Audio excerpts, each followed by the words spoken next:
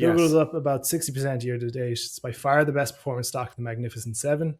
Actually, going through this, it's interesting. Nvidia is the only one out of the rest of them outperforming the Nasdaq at the time of recording. Tesla Yeah. is about level. Meta, Microsoft, Apple, and Amazon are all trailing it. Amazon and Meta by a good way. So this conversation is about kind of the complete 180 in terms of sentiment on Wall Street that Google has gone through, with 2025 kind of rubber stamping it.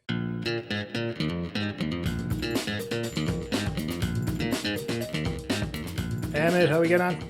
Good to see you, Mike. How are you today? I'm good. I'm looking forward to this episode. We're talking about it for a while. So we're kind of looking back on 2025 as a whole. So I gave you 3 categories to work on for this episode: story of the year, stock of the year, and then the Christmas turkey of the year. So Yeah. perceive that however you want. I only had a whole year to prepare for it, and you Yeah. gave me plenty of notice. But when you suggested this morning we record the podcast a day early, I was like, now I know I had 350 odd days to get ready for this. But anyway, let's see how it goes, folks, because I think we have some very interesting conversations to have today, Mike. 100%. All right. Before we get into it, though, you want to... Ladies and gentlemen, the final enrollment for Horizon at a massive discount to last year's prices, or earlier this year's prices, are available if you email frank@mywallstreet.com.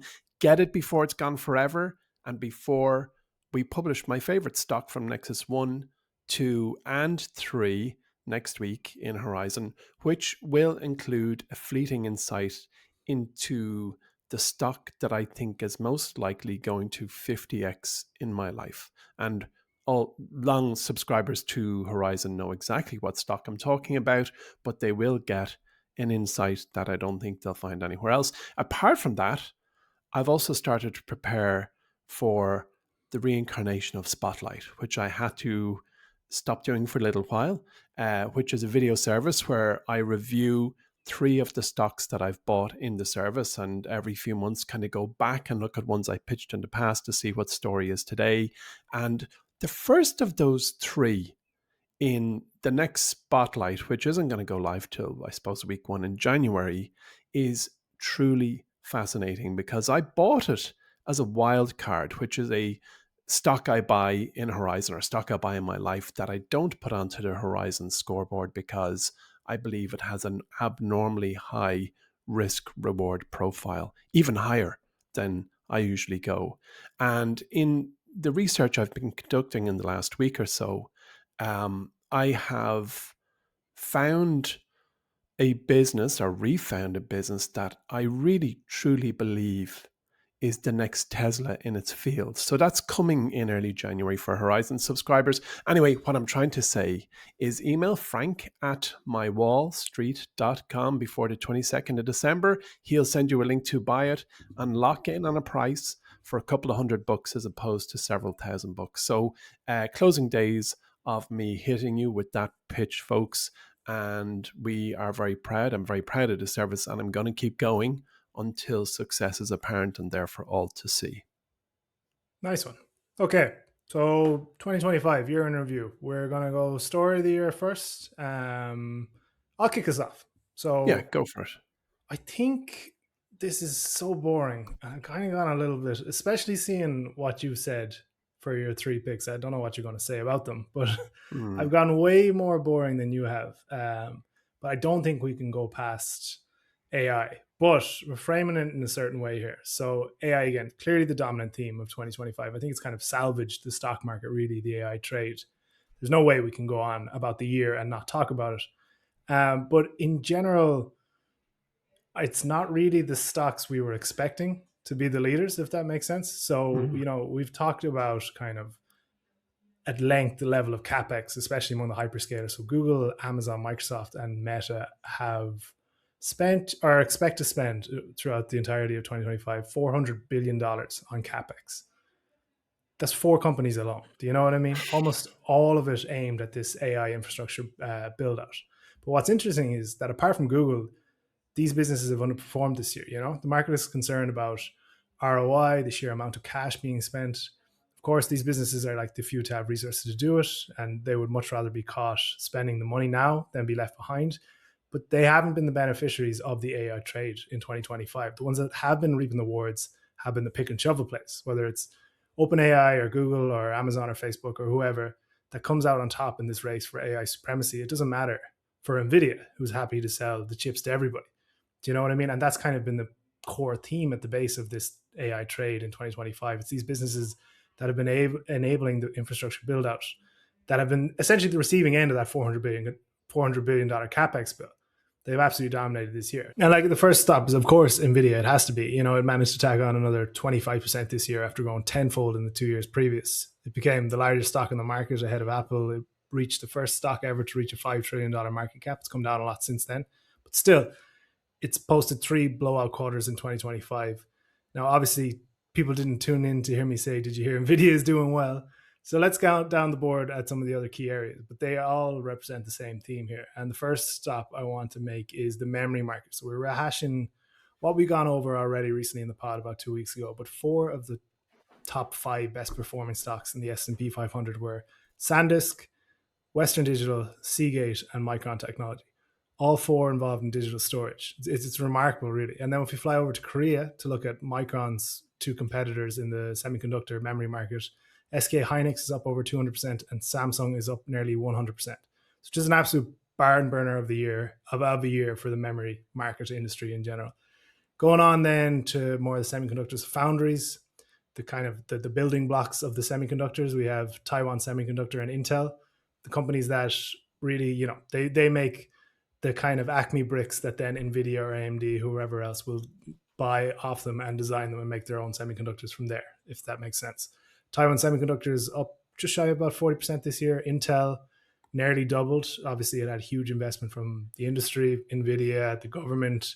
It's really hot stock, but it very much is positioned to bring some chip production back to the US in a big way. It's up nearly double, about 86% when I checked at the time of recording. ASML is another one worth mentioning, up about 40% this year. It's now Europe's largest company as well. And when we talk about moats and single points of failure and a global reliance on one individual company, ASML is right up there alongside probably Taiwan Semiconductor. It makes what are called photolithography machines, which are used to print the circuits on semiconductors. So they're the world's only supplier of the most advanced type of these machines, the extreme ultraviolet lithography systems. And essentially, the entire global chip industry relies on this one individual company.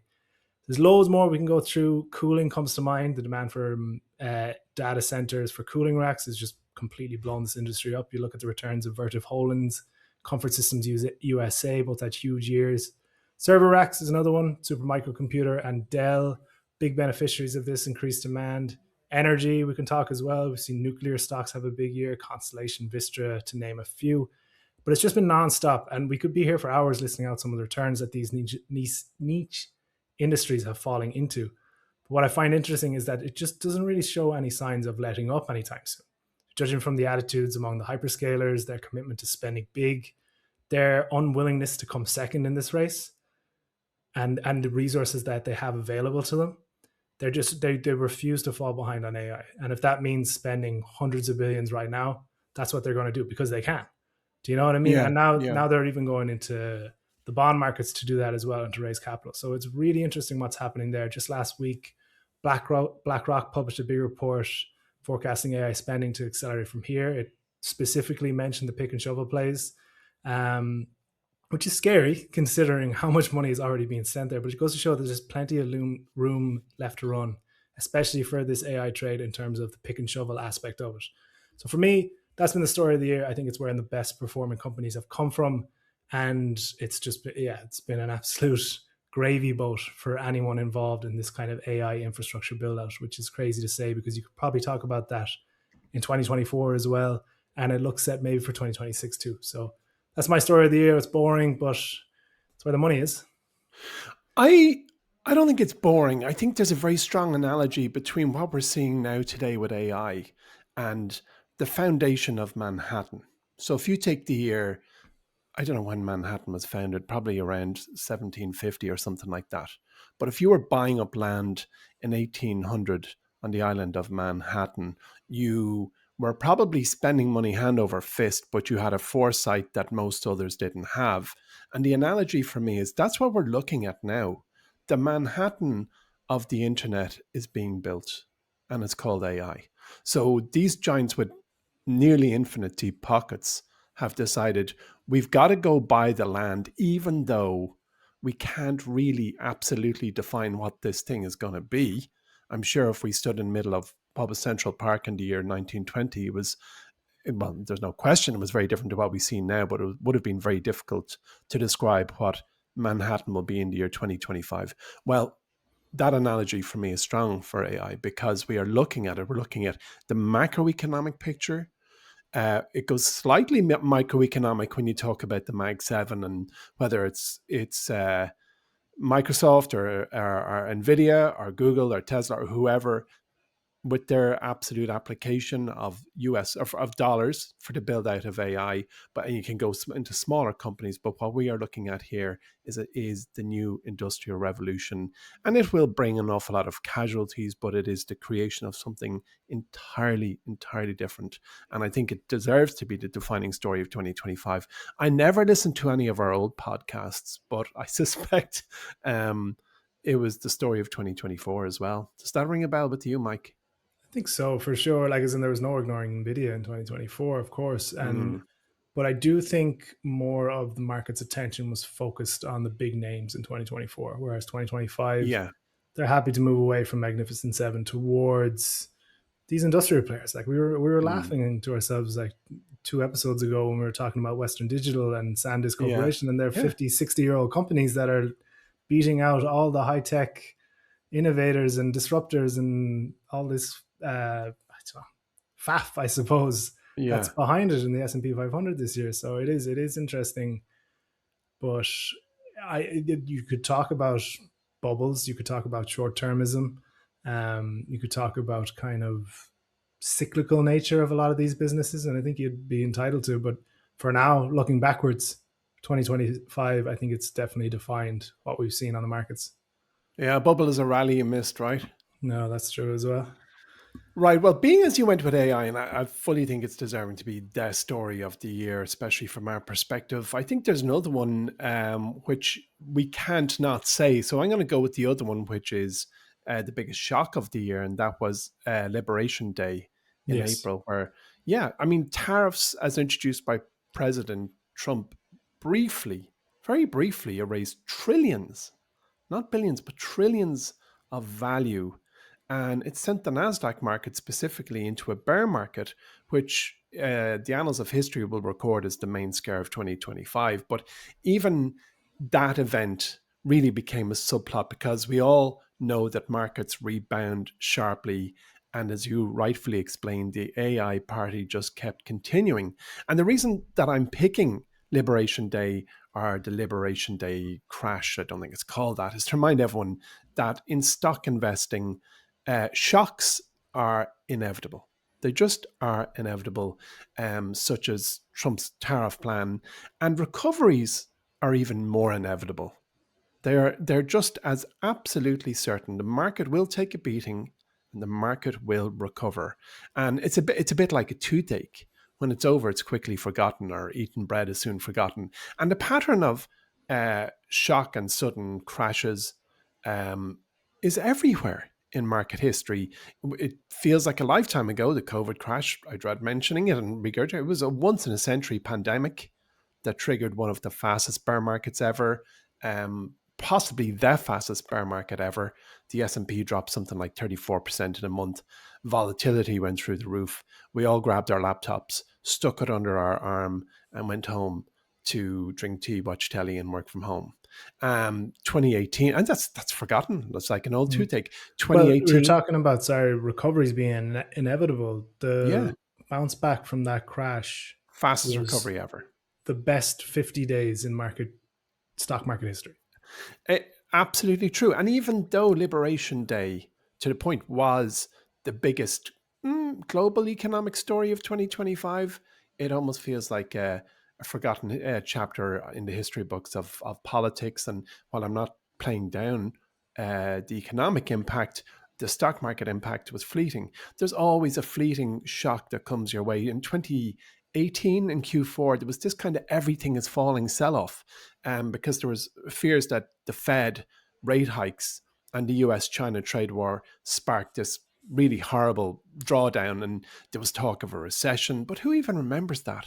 Like at that time, it was like, oh, the sky is falling down. 2011, the US debt downgrade and the Eurozone crisis, when the USA lost its AAA rating. Do you remember that, Mike?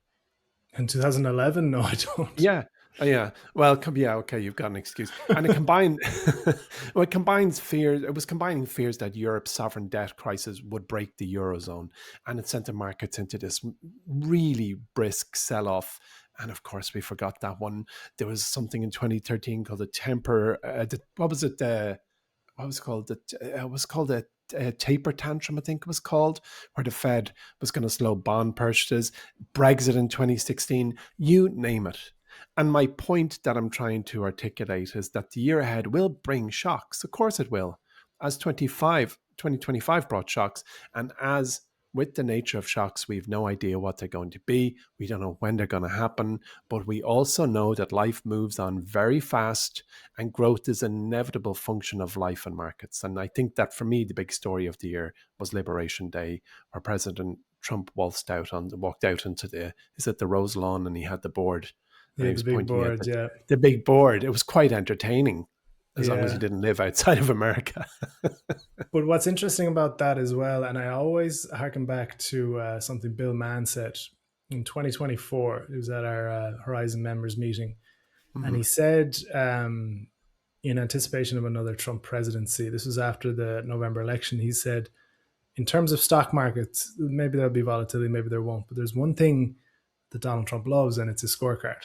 Yeah. And for him, the performance of the S&P 500 is as good a scorecard as you can get for Yeah. his own success. And when we're talking about Liberation Day, I don't think he realized how much of an impact that would have on global stock markets, and especially the American stock market. And the fallout since has kind of been walking it back a little bit. You know, from It the big has, yeah, board to no what people question. have actually paid is a big difference. And he was bringing a Yeah. lot of people to the table. But it just goes to show that I think he very much cares about stock market performance. If you listen to interviews recently, he's talking about the increase in 401k millionaires in America, and he's touting the performance of the stock market in a way that links it to his own success. And I think for the next however long he's in office, for whatever it is, 3 more years, he will very much look to, I think, protect stock market returns. Even the way his conversations are going around the Fed chair coming in next year about interest rates, he's very interested in a successful stock market, and that goes a long way, I think, in terms of performance, however it may come, because we don't know, because there will be volatility. There'll definitely be political volatility involved, but it harkens back to, yes, he does care about stock market performance, and he has the powers to affect it in that way. So yeah, I think Yeah, you're in right. I terms mean, of the stock, investors, yeah, it's a very reductive scorecard. The S&P 500's performance is a reductive scorecard for a president, but it's there in history to be observed, rightly or wrongly. And in fact, when you look at big data of Republican versus Democratic presidents over the long term, it really doesn't matter, believe it or no, not, on the absolute returns. But that doesn't detract from the very point that of all the presidents in our lifetime, Donald Trump is the one who most wants to win. Like capitalizing those letters, win. Whatever win means, that's what matters most to President Trump. yeah. Okay, so now we're gonna go stock of the year. You can lead us off with this one because you got a much more interesting one than mine. Set it Well, up. Set it up for the people. okay, I'm going to tee it up. I mean, like, how can you pick stock of the year? Because, like, was it last week, the week before, I spoke about Western Digital and SanDisk and the ones with the Yeah. greatest gain, and we agreed we would. Arguably, it should be those ones. You know. Yeah. Well, I mean, we agreed we would discuss our favorite stock, if there are at least the best stock. And you told me what you were going to go for, which we'll discuss in a few moments. So I decided to grab two names for this and our next segment that I suspect most people have not heard of. So it's not necessarily my favorite. And I'm not going to go like super deep on these, but what I will tell you is I am, for this particular business, I have been hit with a fairly big whack of recency bias because the story of the company I'm about to discuss really only happened a couple of days ago. And the business is called Wave Life Sciences. And it jumped from $7 a pop on the 2nd of December to over $21 a couple of days later, off news of an innovation that is every bit as much part of the story of the mid 2020s as AI is, possibly an even bigger one. So now I know you don't know what the company does because we had a quick chat before the microphone started rolling. So what other industry, Mike, is in 2025 almost as big as AI, but in a different industry altogether? I would have assumed gene editing just by its name. Is that correct? I think you're And close. and It's the and way the person serving the meal is kind of you're very close. It's weight loss drugs.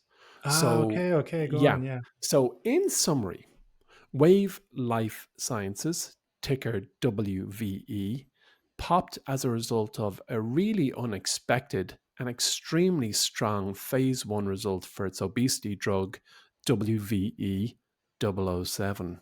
So they've used their ticker and James Bond's number. So who could forget that? But WVE 007 is a treatment that has shown, I mean, a lot of people would look at GLP-1 and Ozempic and Wegovy, which I've mispronounced for years after speaking to a patient of it recently, and I realized they're pronouncing it differently, but I'm sticking with Wegovy for now until I get that stuck in my mind. But we kind of looked at it and went, wow, that's pretty innovative. Like humankind now can lose weight by doing effectively nothing, giving themselves a jab. But this really has changed the game of weight loss. But what Wave are looking at is something that's going to change it all over again. And the treatment has showed massive reductions in visceral fat and overall body fat after a single low dose injection, with surprising twist that lean muscle mass increased.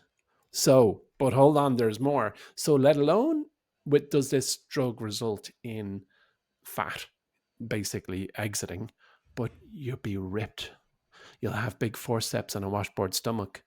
And that is truly like a layer up or a power up of I think what most people wish to achieve. But even more disruptive is the possibility that the drug may only need to be taken once a year, maybe twice a year. Far, far more convenient than today's GLP-1 drugs, which require weekly dosing and also cause unpleasant gastrointestinal side effects. And as I mentioned in a previous show, I know a few people who've taken GLP-1 drugs with stories ranging from upset stomachs to feeling properly nauseous beyond the stomach and needing higher doses after a while. I was talking to somebody who moved from one provider to another because it was twice as strong. So this WVE 007 or 007 works through a different mechanism, and it silences the INHBE gene to mimic a naturally protective metabolic profile. So patients showed up with up to an 85% reduction in activin E, which was sustained for 6 months. So this basically was what the medical professionals are looking for the promise of an ultra infrequent dosing system. A lot of people, I suspect, have looked at Wegovy and Ozempic and the Eli competitor and all those, what's called Mounjaro or something, Mounjaro, and The next one is they what? Retratride. That's not yeah, something I can that. pronounce with an accent.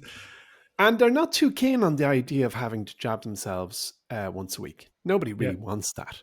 A lot of people are fine with it, but I'm sure a lot of people will be like, I just don't know if I want to do that. So the thing about Wave is that the safety data was really clean. There was zero severe side effects or discontinuations, which really helped fuel this rapid wave of analyst upgrades and soaring price targets. So if you kind of heard it here first on Stock Club, folks, but as with any chemical, especially chemical, but that's being self-administered into the body, the excitement that's suddenly gone into this business comes with a very real risk. And for a start, the data is very, very early. Phase 1 is just the first milestone of, is it 3-4 phases you go through to get a drug to market? Patient numbers are very small. and Wave remains a loss-making clinical stage biotech that's now valued far above its fundamentals, which is kind of par for course. A pharma company, a biotech company, a CRISPR company really is not valued on the fundamentals, on the numbers you see in the balance sheet. It's your investors go in because they see a promised land of a revenue line in the billions, tens of billions, or even hundreds of billions. And the company is betting heavily on this program, as you can imagine.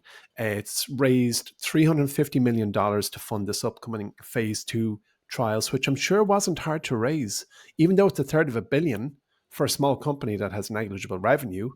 When you've proven those things, then let alone you only have to take 1 or 2 shots a year, and let alone does the weight fall off you, but your muscle mass increases. This is kind of like the panacea.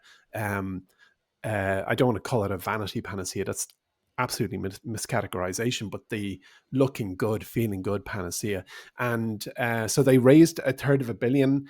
Phase 2 is going to involve tests with higher doses and larger populations. And each new data set in 2026 will be a binary event. So binary 1, phase 1 was, hooray, it worked. Nobody's hurt, no horrible side effects. These people lost weight, gained muscle, look good, one shot. So that's a massive big green light move to phase 2. But if phase 2 brings an unintended consequence and something we don't want, the stock will dramatically fall. And I think, Mike, the broader significance is that the obesity market, which is already enormous, like to live in Ireland in 2025, when I was a kid, you got a treat as a scarce reward in the form of sugar at a party or maybe a Friday. Everywhere you go in Ireland now, there is low quality food that tastes delicious everywhere, the streets, every room you walk into. So we are all kind of at war with the sugar rewards that were far more fewer and further between in the 70s. So we're looking at a world where obesity is, as a secondary consequence of treats being everywhere, is a massive problem. And it's undergoing a technological shift as companies are developing alternatives to GLP-1. So we don't want to lose muscle. Like, one of the other ingredients to longevity and living to an old age is muscle strength, grip strength, the ability to do press ups and Yeah, whatever else. bone So density, all the bone rest. density, exactly. So this company Wave appears to be on the front of the wave, if you excuse the turn of phrase, for a power up on these GLP-1s. It offers easier dosing, and its early results hint at something that's genuinely differentiated. But the path is long. It's going to be competitive. When we saw how quickly we forget, was it Novartis who came out with Ozempic, and very Novo soon. Nordisk. Oh, yeah, of course, Nordisk, of course. Yeah, Europe's biggest. How quickly you forget. So they all came to market, and now Eli with their Manjaro were saying it's the latest and greatest and best. But the thing is, it's hyper competitive. It's a very, very sought after solution. But for now, Wave, and to wrap up, the reason I chose the story is that I believe it's like a proxy for the story of weight loss breakthroughs and how biotech can create absolutely sudden and spectacular gains from a single promising experiment, but equally carry the real possibility that the story is far from guaranteed as positive. So we are now looking at a bit. So put it in your black book as one to keep an eye on, Mike and listeners. 007, better known as Wave Life Sciences. And I've chosen it as, what was our heading again? The best stock? Well, just your stock of the year. It could be any Stock of the year. interpretation of that. I'm going to give it that. I'm going to stick a gold rosette on its lapel and say, you're stock of the year because you're going to do GLP-1 better. We're going to gain muscle and lose weight and only have to inject once a year if it all works out. Yeah, no, it's a good one because definitely I'd have to say weight loss has been a prominent story for good and bad, for Eli Lilly good and for Novo Nordisk bad. But then it's also very defining of just investing in biotechs in general. Do you know what I It mean? This is. It company has a is. great idea and a promise, but there's nothing there yet, and there won't be No, for a nothing while. there yet. A certification that you got through Tollgate 1, but you also know that the amount of science, technology, and research behind this drug Well, it's the accumulation of everything we've learned in humanity into a single molecule. Yeah. Okay. I went the complete other end of the scale for I my know own. you did. This is why I decided I go with one that I think most of our listeners were like, never heard of that. That sounds a bit wild. And I'm handing over to you for one everyone has heard of. Yeah, probably the most boring stock I could pick for this, but No. likely the most important in terms of, say, the overall effect on the stock market, but also just 2025 as a whole and its story. It's Google. So Google's Yes. up about 60% year to date. It's by far the best performing stock of the Magnificent Seven. Actually, going through this, it's interesting. Nvidia is the only one out of the rest of them outperforming the Nasdaq at the time of recording. Tesla Yeah. is about level. Meta, Microsoft, Apple, and Amazon are all trailing it. Amazon and Meta by a good way. So this conversation is about kind of the complete 180 in terms of sentiment on Wall Street that Google has gone through, with 2025 kind of rubber stamping it. So it's been on the recovery since the end of 2022, where it had a horrible year. Um, and that kind of coincides with the launch of ChatGPT. And for the first time ever, what seemed like a realistic threat to Google's search monopoly. Mm. Warren Buffett famously called Google the greatest economic moat in the world. Now, all Yeah. of a sudden, we have this magic box that spits out results that are better than anything that Google has ever done. Do you know what I mean? So this was the God, does narrative. Warren Buffett ever get anything right? Read a book, Warren. This is the narrative for the next 2 years around Google's AI chatbots, and in particular ChatGPT. We're here to disrupt it. Stock got sold off. There was more to that as well. There was an ad slowdown, and there was a lot of stuff under the hood kind of happening. There was antitrust cases. The stock got sold off, and then its first version of a chatbot, Bard. Do you remember that?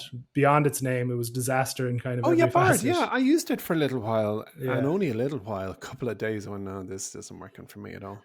And so that all kind of culminated in trading as low as in the high teens in terms of a price to earnings ratio. And overall, Mm. at least in terms of sentiment and the wider perspective, maybe not so much in results, because results did like kind of power through for the most part, bar a slight ad slowdown. Viewed as very much a risk. And then a few factors came into play this year that basically just completely upturned everything. And sorry, I wouldn't say come into play this year, but have fully developed this year. So it shirked off the ad slowdown narrative that factored into the stock's original sell-off. YouTube in particular posted an incredible year so far in the first 3 quarters. Search is showing no signs of slowing down despite the rise in chatbots. Google Cloud has been a big growth driver this year, obviously driven by AI demand. Quarterly revenue is about $15 billion and it's growing in the mid 30s%. So it's absolute monster. And this is the reality of investing in Google. Do you know what I mean? I haven't even mentioned Waymo yet. It probably isn't even worth mentioning in terms of a Google investment, but because like revenue from Waymo is never going to make a dent in the Mm. giant that is Google overall. But just in terms of visibility and proof of concept, it's been a huge year there. And very Yeah. clearly, that's the current leader in autonomous taxis. On top of that, and there's an irony to this one, in September, the DOJ ruled that Google, in this big, massive search monopoly case against it, wouldn't be forced to divest Chrome or Android, which was what the government were hunting for. The irony, of course, being that ChatGPT and other chatbots were the first real competition it had since the Internet Explorer. So it kind of had a case of being like, oh, we're not a monopoly anymore. Do you know what I mean? And Yeah. then last, certainly not least, is the rise of Gemini. So it's AI model that came from the disaster that was Bard. Scaled to hundreds of millions of monthly active users. It's tightly integrated into search, and then it's new ad formats as well. So it's clear that its AI spending, where it is not as much as where it's not as obvious in other companies, it's clear that its AI spending is actually driving both usage and monetization. So rather than just crazy capex with nothing to show for it, Google is one of the few that you can see the results of all this money being spent. In November, then Gemini 3 was launched and comfortably outperformed ChatGPT 5, which actually reportedly caused Sam Altman to enact a code red over at OpenAI. Did you hear Oh, about yeah. this? Sent out like a kind of CC all urgent. We're getting outperformed by Google. So yeah, I think obviously there's stocks that have outperformed Google this year in terms of performance, but none that have transformed the narrative in such a way. Whereas it went from getting bet up by AI and being disrupted to being the leading candidate now all of a sudden. Do you know what I mean? It completely Mm. outperformed its competition. It's got so many. It's always had so many quivers to its bows to its quiver. Is that statement? Strings to its bow. Strings to its bow. Whatever. There's so many assets to it, but I just think in terms of probably the most important stock, even in terms of value added to the stock market, no one has matched that. I'd say it's about $1.5 trillion in Yeah. terms of Yeah. market cap added in 2025. That's surpassed Nvidia this year. So yeah, Google's my stock of the year.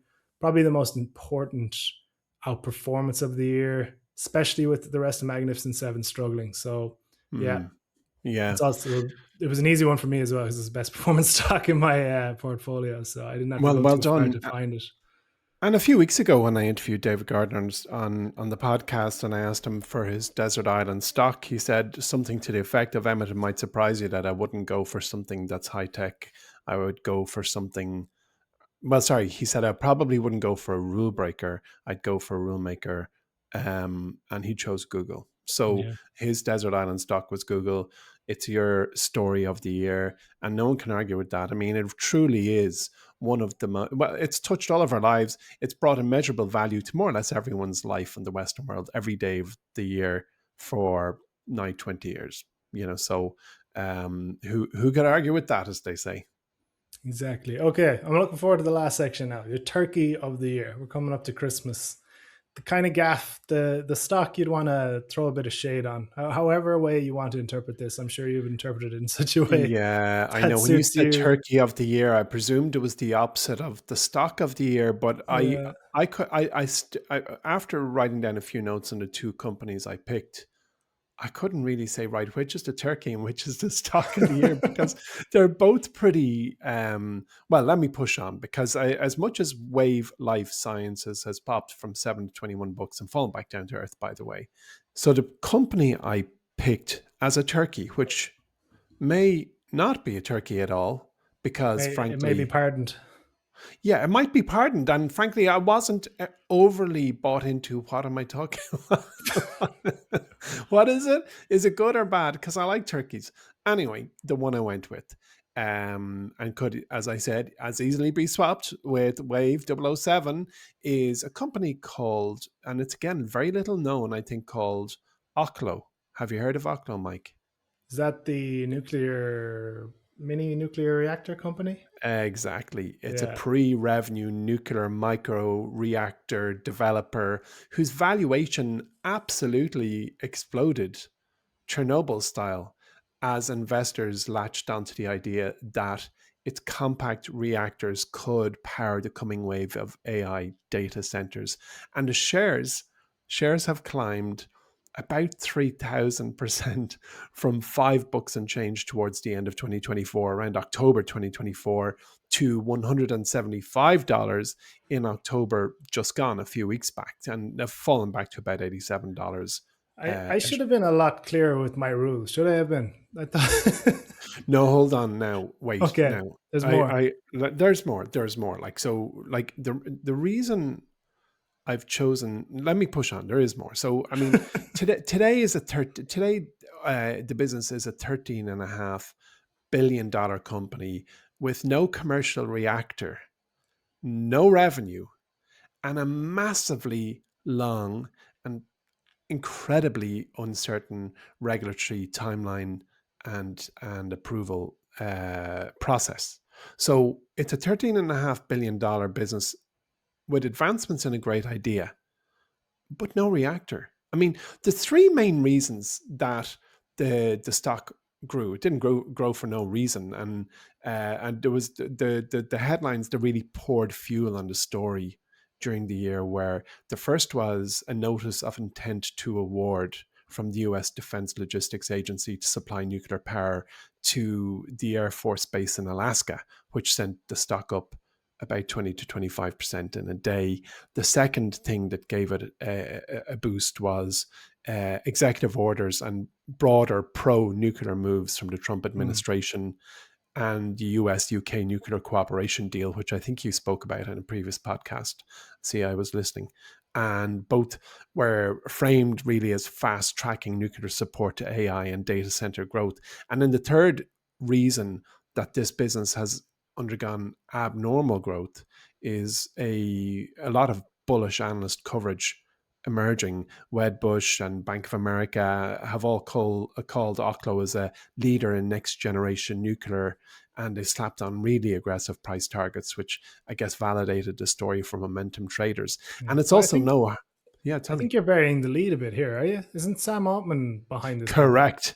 Oh, he's one Yeah, of Oklo's earliest and I guess most visible backers. Yeah, he invested in the company years ago, years and yeah, years ago, and he later helped bring it public through a SPAC that he supported, and he was even Oklo's chairman before yeah. stepping back to focus on OpenAI. So you clearly there's the halo effect there, Absolutely, and and not only that, but if you are, say, a new, not energy provider, but close to it, and there's the company that needs the most energy over the next 10 years out of anyone that's ever existed, who's also on the Stargate entirely, committee in terms of AI yeah, infrastructure build out.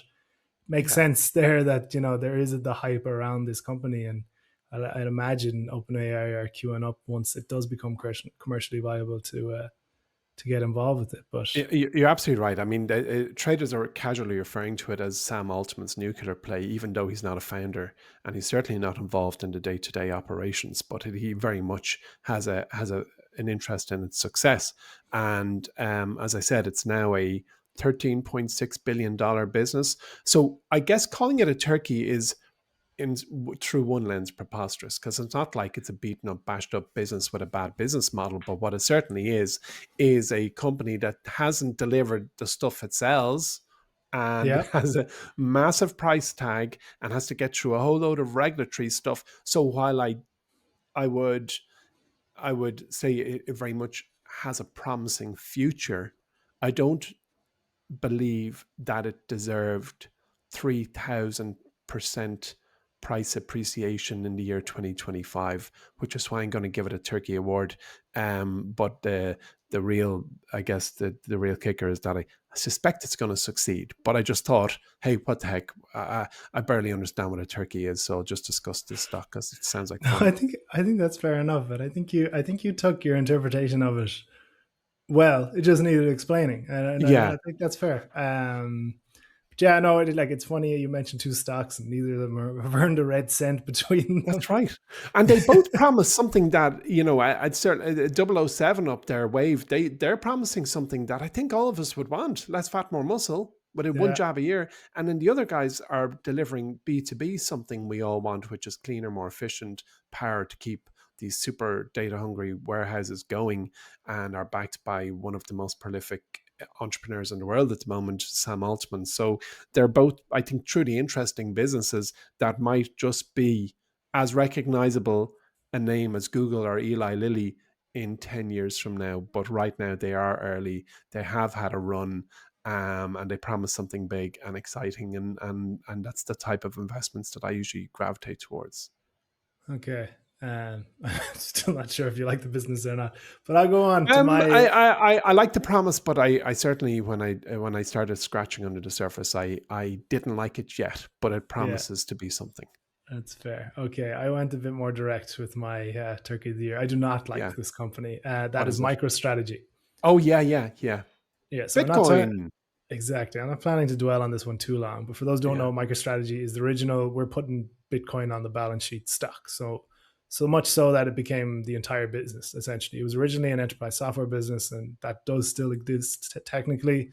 yeah, But the company is just a vehicle to buy Bitcoin. And yeah. because it's a public company, it can raise equity and debt to do so, making it a leverage bet on the cryptocurrency. So it actually traded at a significant premium to its Bitcoin holdings for the longest time, which was essentially the entire investment thesis around the stock. So, if Bitcoin wasn't risky enough for people, they could invest in MicroStrategy instead. And then obviously people took it. If that wasn't far enough, there were levered ETFs, and you could buy a 5x levered ETF on MicroStrategy that would amplify the returns of a stock that is already amplifying the returns of Bitcoin. So Yeah. silly stuff, obviously, but this was quite a good strategy when Bitcoin was on its run and it was going up. Obviously, it would fall apart once momentum shifted, and it did. So the stock is down 40% year to date and 60% since its all time high in July. Meanwhile, Bitcoin is down about 4% year to date and 25% since July at the time of recording. Its market cap is now worth less than its Bitcoin holdings as well, which is a big deal because that was an entire investment thesis. So it doesn't have that premium on its holdings anymore. And also because it now owns $60 billion worth of Bitcoin, but has all these crazy loans that it took out to buy Bitcoin, they are going to come due it could end up being a negative catalyst if it has to start selling some of those Bitcoins, because I think it might be the biggest owner of individual Bitcoin, biggest individual owner of Bitcoins in the world. That we know So, of. that we know of. Satoshi, Yeah. whatever his name is out there somewhere. But if it starts having to sell off these Bitcoins to pay back its debt, which it could lead to kind of a debt spiral, if you know what I mean. If it's selling its assets, would devalue those assets, then it has to sell them faster and faster. It can't sell them fast enough, and the whole thing goes kaput. You know what I mean? So it was a stupid business model to begin with.